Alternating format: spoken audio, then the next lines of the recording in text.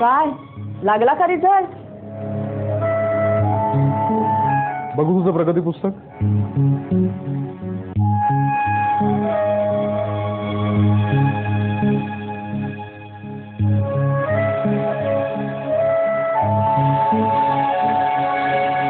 हे काय, हे किती लाल रे का? इंग्रजी, गणित, इतिहासात सुद्धा नापास झालेत हे महाराज. हे सगळं तुमच्या लाडाचे परिणाम. मी याला किती वेळा सांगायची अभ्यास कर म्हणून, पण ऐकेल तर शपथ. पण मी अभ्यास करत होतो. ते दिसतंय ना इथे काय अभ्यास करत होतात ते. थांबत आणि शिक्षा कधी पाहिजे तुला? थांबा. अहो त्याच्यावर असं रागून चिडून तो काय परीक्षेत पास होणार आहे का? हा, उलट तो तुमच्यापासून दूर जाईल. त्याला तुमच्या मदतीची गरज आहे. हा, आणखीन किती मदत करणार? चांगल्या शाळेत घातलंय, 2-2 ट्युशन्स लावल्यात, पण त्याचा ह्यानं काही उपयोग करून घ्यायला नको का? रोज अभ्यासाला तर बसतो, पण डोक्यात शिरेल तर ना बिंडोक. हा, तुम्ही त्याला एकदम असं बिंडोक म्हणू नका. तो हुशार आहे, फक्त अभ्यास कसा करायचा हे त्याला कळत नाहीये. एकदा अभ्यास करण्याचं गुपित त्याला कळलं की तो बोर्डात सुद्धा येशील ना. नक्की आहे. हा, फक्त आपल्याला गुपित कळायला हवं. आता हा किंवा इतर विद्यार्थी अभ्यास कसा करतात ते आपण बघूया. एखादा विद्यार्थी शाळेत जातो, तिथे अनेक विद्यार्थ्यांच्या गोंधळात त्याच्या कानावर जे पडेल ते समजून घेण्याचा प्रयत्न करतो. आता समजा एखादा विद्यार्थी शाळेत गेला आणि घरी काहीही अभ्यास न करता तो जर परीक्षेला बसला, तो उत्तीर्ण सुद्धा होत नाही. थोडक्यात काय, घरचा अभ्यास हा अनिवार्य आहे. आणि घरी आई वडील मुलांना सारखा अभ्यासाला बस असा आदेश देत असतात, पण शास्त्रशुद्ध अभ्यास कसा करायचा हे दोघांनाही माहिती नसतं. त्यामुळे मुलं काय करतात? पाठ्यपुस्तकं वाचतात, गाईड्स वाचतात, पाठांतर करतात. काही मुलं गणित सुद्धा पाठ करतात. तुझं नाही, मी एक जनरल सांगतोय. आता काही पालक काय करतात, काही पालक मुलांना क्लास लावतात, हो की नाही? पण क्लासमध्ये शाळेसारखंच वातावरण असतं, कारण क्लास शाळेला पर्याय म्हणून काम करत असतं. त्यामुळे तिथे खडू फळा आणि शिक्षकाची शिकवण्याची पद्धत ही सारखीच असते. त्यामुळे थोडक्यात काय की घरच्या अभ्यासाला पर्याय म्हणून क्लास हे योग्य नाही. आणि म्हणूनच शाळेतला अभ्यास आणि अंतिम परीक्षा ह्याच्यामध्ये घरचा अभ्यास. म्हणजे शाळा आणि क्लासमध्ये काहीच होत नाही असं म्हणायचंय का तुम्हाला? नाही, असं कसं? सगळीकडे सगळं होतं. म्हणजे असं बघा, शाळा किंवा क्लासमध्ये मुलं ऐकतात, घरी वाचतात आणि परीक्षेमध्ये लिहितात. खरा गोंधळ इथं आहे. काय, लिखाणाची सवय नसल्यामुळे त्यांच्या डोक्यात विषय कितीही पक्का बसला असला तरी त्यांना नीट शब्दात उतरवताच येत नाही. किती अभ्यास घेते मी त्याचा, तरी नीट उत्तर देतो, पण परीक्षेत काय होतं हेच मला कळत नाही. इथेच गोंधळ आहे. आपल्या शिक्षण पद्धतीत हाच गोंधळ आहे. म्हणजे आता बघा, ही मुलं पेपर लिहितात, पेपर तपासलेही जातात, पण ह्या मुलांचे मार्क नक्की कुठे कापले जातात हे त्यांना शेवटपर्यंत कळत नाही. आता उदाहरण निबंधाचं घ्या ना. निबंध बघा, निबंध जर आकर्षकपणे सुरुवात केली, ह्या मुलांना त्यासाठी 2 गुण आहेत हे तुला माहिती आहे का? त्यांनाही माहिती नाही. तर ह्या सगळ्या शिक्षण पद्धतीचा त्रुटीचा अंदाज घेऊन त्याचा अभ्यास करून पुण्यातले नामवंत शिक्षण तज्ज्ञ श्री दहाड सर यांनी इतर शिक्षण तज्ज्ञांच्या मदतीने दहाड पॅटर्न हा स्वयं अध्ययनाचा एक शास्त्रशुद्ध मार्ग शोधून काढलेला आहे. ह्या मार्गावरून ही जर मुलं गेली तर त्यांच्या अभ्यासाच्या वेळेत 30% बचत होईल. नुसती बचत नाही, तर गुणांमध्ये 15% वाढ होईल. अच्छा, काय हा दहाड पॅटर्न? हा, आता दहाड पॅटर्न म्हणजे नक्की काय हे तुम्हाला मी समजावून सांगतो. ह्या पॅटर्नमध्ये स्वयं अध्ययनाला सगळ्यात जास्त महत्व आहे. शाळेत एखादा आपल्याला विषय शिकवला की घरी येऊन तो पाठ्यपुस्तकाच्या मदतीने समजावून घ्यायचा. तिथे आपली गाईड्स उपयोगी पडत नाही. शाळेत एखादा विषय शिकवतात, पण म्हणून घरच्या अभ्यासाला पर्याय नाही आहे बरं का. या घरच्या अभ्यासाची 3 प्रमुख उद्दिष्ट आहेत. 1, शाळेत न समजलेला विषय घरी समजून घेणे. 2, भोकमपट्टी न करता विषय लक्षात ठेवणे. आणि 3, उत्तरपत्रिका सोडवून लिखाणाची सवय वाढवणं. ज्या मुलाचं पाठांतर उत्तम आहे तो हुशार विद्यार्थी आहे असं आपण म्हणू शकतो? नाही. भोकमपट्टी न करता जो लक्षात ठेवतो तोच हुशार विद्यार्थी. हे रिटेन्शन आणि लक्षात राहणं त्याच्यावर आम्ही खूप संशोधन केलं. त्यामुळे आमच्या एक गोष्ट लक्षात आली की शाळेतल्या अभ्यासावर 10% लक्षात राहतो. घरात अभ्यास केला की 25% लक्षात राहतो. पण घरातल्या अभ्यासाचा सराव केला नाही तर ऐन परीक्षेच्या वेळी इथून काही उतरत नाही आणि आपण लिहू शकत नाही. आता या सगळ्या अडचणींवर मात करण्यासाठी, मार्ग काढण्यासाठी आम्ही एक योजना तयार केलेली आहे आणि ती योजना म्हणजे दहाड स्वयं अध्ययन योजना. काय आहे ती योजना? सांगा ना. सांगतो ना, पण त्याआधी एक पंचसूत्री, महत्वाची पंचसूत्री आहे, ती तुला सांगणं महत्वाचं आहे. पहिलं आहे कॉम्प्रिहेन्शन, म्हणजे विषय समजावून घेणं. रिव्हिजन म्हणजे त्या विषयाचा पुन्हा पुन्हा सराव करणे. त्यानंतर रिटेन्शन म्हणजे आपण जो सराव केलेला आहे त्या सगळ्या गोष्टी नीट लक्षात ठेवणे. त्यानंतर रिप्रोडक्शन म्हणजे परीक्षेच्या वेळी बरोबर उत्तरं लिहिणं. आणि मग प्रेझेंटेशन म्हणजे नुसती उत्तरं लिहून चालत नाही. नुसती उत्तरं लिहायची नाहीत तर ती चांगल्या पद्धतीने लिहिता आली पाहिजे. आपल्या परीक्षा पद्धतीचा आमच्या तज्ज्ञांनी जेव्हा अभ्यास केला तेव्हा त्यांची एक गोष्ट लक्षात आली. प्रत्येक विषयाच्या परीक्षेचा बोर्डाचा एक पॅटर्न असतो. आता हा पॅटर्न मुलांना माहितीच नसतो, तो आम्ही सांगतो. दुसरी आणि सगळ्यात महत्वाची गोष्ट, आपल्याकडे स्टेप बाय स्टेप मार्किंगची पद्धत आहे. म्हणजे एक पत्र तुम्ही घेतलं तर पत्राचा मायना, त्याचा पत्ता, सुरुवात, शेवट या सगळ्या गोष्टींना, चारही गोष्टींना मार्क असतात. मग मधला मजकूर तुम्ही काहीही लिहिलात आणि ह्या 4 गोष्टी तुम्ही बरोबर लिहिल्यात तर तुम्हाला मार्क मिळतात. आता ह्या गोष्टी मुलांना कोणी सांगत नाही. ह्या स्टेप बाय स्टेप मार्किंगचं आम्ही मुलांना शिकवलं. अरे वा, इंटरेस्टिंग आहे. आमच्या वेळी ही पद्धत कोणी आम्हाला सांगितलं जाऊ, नाहीतर तुम्ही पण नसता करा बोर्डात. काका, पण तुम्ही अभ्यास कसा घेता? कुठे जायचं असतं का? तुझे घरातच अभ्यास करायचा. पहिले 6 महिने प्राथमिक अभ्यास आणि नंतरचे 2 महिने उजळणी, हा आदर्श अभ्यास. आता असं बघ, 10वीला 9 विषय असतात. या 9 विषयाची प्रत्येकी 6 म्हणजे 54 युनिट्स केली जातात आणि प्रत्येक युनिटवर 100 मार्काची प्रश्नपत्रिका काढली जाते. आणि ही प्रश्नपत्रिका बोर्ड पॅटर्न प्रमाणे असते बरं का. मग ह्या प्रश्नपत्रिका आम्ही विद्यार्थ्यांना पाठवतो. ह्या 9 प्रश्नपत्रिका त्यांनी एका महिन्यात आम्हाला सोडून द्यायच्या असतात. आणि ह्या प्रश्नपत्रिका सोडवताना त्यांनी पालक, शिक्षक, इव्हन पुस्तकांचा सुद्धा आधार घ्यायला हरकत नाही. पुस्तकात उत्तर बघा आणि लिहा, आपण कॉपी न करता स्वतःच्या भाषेत स्वतःच्या डोक्याचा वापर करून. पुस्तकात पाहून उत्तरं लिहायची? वा, सोपं आहे. पण पुस्तकात बघून त्याचा अभ्यास कसा होणार? उत्तर पुस्तकात बघून लिहायचं असल्यामुळे आत्मविश्वास वाढतो, लिखाणाचा सराव होतो आणि स्वतःच्या भाषेत उत्तर लिहायचं असल्यामुळे विषय कळतो आणि तो लक्षातही राहतो. ह्या पॅटर्नमध्ये दरमहा अभ्यास केला पाहिजे ही अंतर्भूत सक्ती.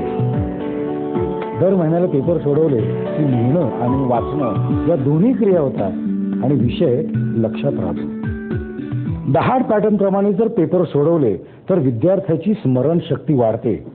4 वर्षांनी तुला मी प्रश्न विचारला ना तरी फाड करून उत्तर देशील, कारण उत्तर हाताखालून गेलेलं आहे. नाही, अभ्यासाची ही सगळ्यात बेस्ट मेथड आहे. आता आपण प्रश्नपत्रिका कशी सोडवायची हे बघूया. प्रश्नपत्रिका सोडवताना घरी बसूनच सोडवायची. ही प्रश्नपत्रिका सोडवताना वेळेचे बंधन नाही, एकाच बैठकीत सोडवण्याचा आग्रहही नाही. आणि सगळ्यात महत्वाचं म्हणजे पाठ्यपुस्तकं उघडी ठेवायची आणि त्यातून पाहून उत्तर लिहायचं आणि गरज पडल्यास शिक्षक, मित्र किंवा पालकांची मदत घ्यायची. ही अभ्यासाची सगळ्यात उत्तम पद्धत आहे. पण पुस्तकात बघून लिहायचं तर त्याला समजणार कसं त्याचा अभ्यास झालाय? अहो सांगतो ना, ही प्रश्नपत्रिका सोडवता त्याचा अभ्यासक्रम पूर्ण होतो. मी गंमत दाखवतो. उदाहरण म्हणून बघा, हे बघ, हा भूगोलाचा प्रश्न आहे, भूगोलाची प्रश्नपत्रिका आहे. हा प्रश्न जरा वाचू. काय, आसाममध्ये पाऊस भरपूर का पडतो? त्याचं उत्तर शोधून काढा. पुस्तकात शोधून काढायचं, कामाला लागत. आसाममध्ये भरपूर पाऊस का पडतो याचं उत्तर तू शोधतोय, पुस्तकात बघून तो लिहिणार आहे.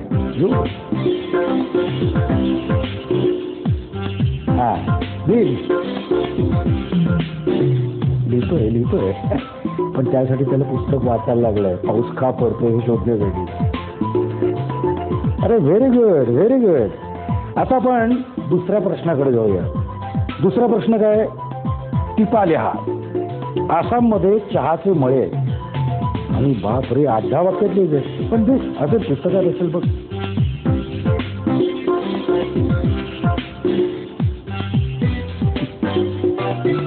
वाक्यात उत्तरे लिहायचंय.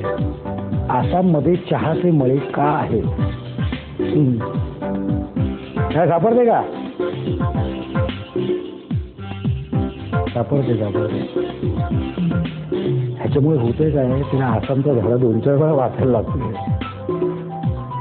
घेतलं लिहायला घेतलं. 8 वाक्यात लिहायचंय बरं का रे. हा, आणि स्वतःच्या मनाने लिहायचंय. हा जास्त महत्वाचा मुद्दा आहे.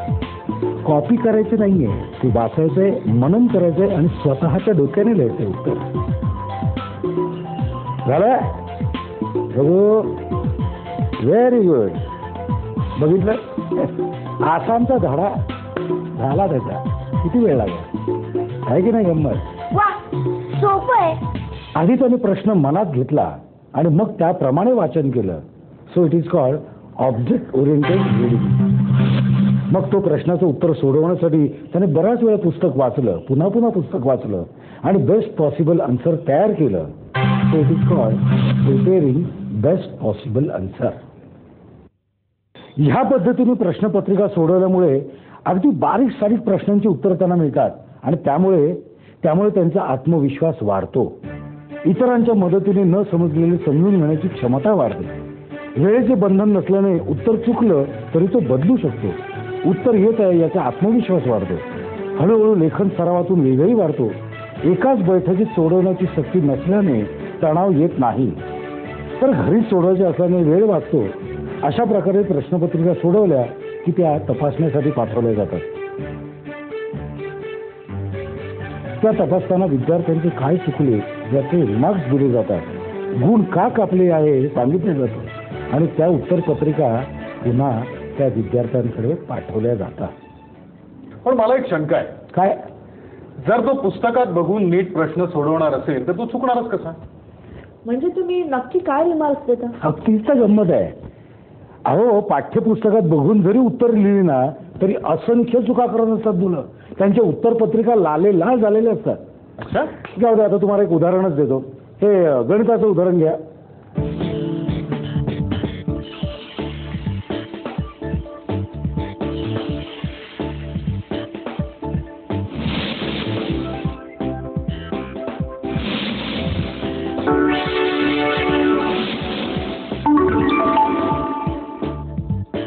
बघितलं, पाठ्यपुस्तकाचा वापर केला तरी उत्तर 1च्या ऐवजी ते 5च देतात. चुका होतात, हळूहळू सुधारतात. काय करतो आम्ही? या सगळ्या प्रश्नपत्रिका असतात ना, त्या आमचे तज्ज्ञ मार्गदर्शक आहेत, त्या तपासतात. त्याला फक्त गुण देत नाहीत, ते त्यांच्या काय चुका होतात हे त्याचे रिमार्क्स करतात. त्यामुळे होतं काय, हळूहळू मुलं आपल्या अभ्यासाची पद्धत बदलायला लागतात. त्यांचा अप्रोच बदलतो, त्यांचं प्रेझेंटेशन बदलतं आणि हळूहळू ते 100% परफेक्शनच्या दिशेने जायला लागतात. याला आम्ही WWW अशी पद्धत म्हणतो. म्हणजे व्हॉट वेंट रॉंग देअर. कुठं काय चुकलं ते आम्ही तुम्हाला सांगतो. अरे वा, फारच छान आहे तुमची ही पद्धत. त्यामुळे मुलांना पेपरमध्ये आपलं काय चुकतं हे तर कळतंच, पण आम्हालाही त्यांचं काय चुकतं हे कळतं. नाहीतर आम्ही आपलं नुसतंच रागवत असतो मुलांना कमी मार्क मिळाले म्हणून. अहो, या केवळ अज्ञानामुळे मुलांच्या अनेक चुका होत असतात. आता उदाहरण म्हणून सांगतो. भाषेचा पेपर घ्या. या भाषेच्या पेपरमध्ये पहिला प्रश्न असतो तो दीर्घोत्तरी असतो. आता बोर्डाच्या पॅटर्न प्रमाणे उत्तर देताना हा प्रश्न कुठल्या लेखकाच्या कुठल्या पाठामध्ये आहे याचा उल्लेख असणं आवश्यक आहे. मुले हा उल्लेख करत नाहीत, त्यामुळे त्यांचा 1 मार्क जातो. असे 4 प्रश्न असतात, म्हणजे 4 मार्क विनाकारण जातात की हो. आता सायन्सचा पेपर घ्या. या सायन्सच्या पेपरमध्ये आकृत्या ज्या असतात, या आकृत्याच्या वस्तूंची जी नावं दर्शवणारे बाण असतात, त्या बाणांची टोकं एकाच दिशेने असणं आवश्यक आहे. म्हणजे असा नियम आहे. किंवा भूगोल घ्या. भूगोलाचे नकाशे काढताना स्टेन्सिल्सचा वापर करावा असा सुद्धा नियम आहे. आता हे नियम मुलांना माहिती नसतात, ते आम्ही त्यांना सांगतो. त्यामुळे होतं काय, त्यांच्या चुका हळूहळू कमी होत जातात आणि त्यांचे गुण हळूहळू वाढत जातात. अजून एक महत्त्वाची गोष्ट म्हणजे इथे बोर्डात जसे पेपर तपासले जातात तसेच अननोन परीक्षकांकडून हे पेपर तपासले जातात आणि ह्याचा विद्यार्थ्यांना खूप फायदा होतो, कारण पेपर स्टँडर्ड पद्धतीने तपासले जातात. याला आम्ही AEIOU असं म्हणतो. म्हणजे काय? Assessment bye expert independent outside unknown teacher. AEIOU हे इंग्रजीतले स्वर असतील, पण आमच्यासाठी हे सूर आहे. आता आम्ही काय करतो, ह्या उत्तरपत्रिका तपासून आम्ही विद्यार्थ्यांना त्या परत पाठवून देतो. विद्यार्थी काय करतो, आपले मिळालेले गुण बघून तो पाठ्यपुस्तकाशी आपली ही जी उत्तरं आहेत ही कम्पेअर करतो आणि आपलं कुठं काय चुकलंय हे समजून घेण्याचा प्रयत्न करतो. ह्या ज्या उत्तरपत्रिका आम्ही तुम्हाला पाठवतो ना, त्याच्याबरोबर मॉडेल आन्सर सुद्धा आम्ही पाठवतो. हे जास्त उपयोगी पडतात. त्याच्यावर अभ्यास करून मुलांचं नेमकं कुठं चुकतंय हे त्यांना कळायला लागतं आणि हळूहळू त्यांची चुकांची संख्या कमी व्हायला लागते आणि गुणांची संख्या वाढायला लागते. आणि शेवटी आम्ही सर्व अभ्यासक्रमावर आधारित अशी एक प्रश्नपत्रिका तयार करतो आणि विद्यार्थ्यांना पाठवतो. ही प्रश्नपत्रिका मात्र वेळ लावून पाठ्यपुस्तक न बघता कोणाचाही सल्ला न घेता सोडवायची असते. आणि ऑफकोर्स ही प्रश्नपत्रिका सुद्धा आम्ही तपासून विद्यार्थ्यांना परत पाठवतो. त्या प्रश्नपत्रिका कशा तयार केल्या जातात? Good question. आमच्या सगळ्या प्रश्नपत्रिका बोर्डाच्या पॅटर्न प्रमाणे तयार केलेल्या असतात. बोर्डात कसं असतं, प्रत्येक धड्याला प्रत्येक प्रश्नावर किती गुण द्यायचे हे ठरलेलं असतं. म्हणजे उदाहरणार्थ वर्तुळ या धड्यावर 22 गुण असतात.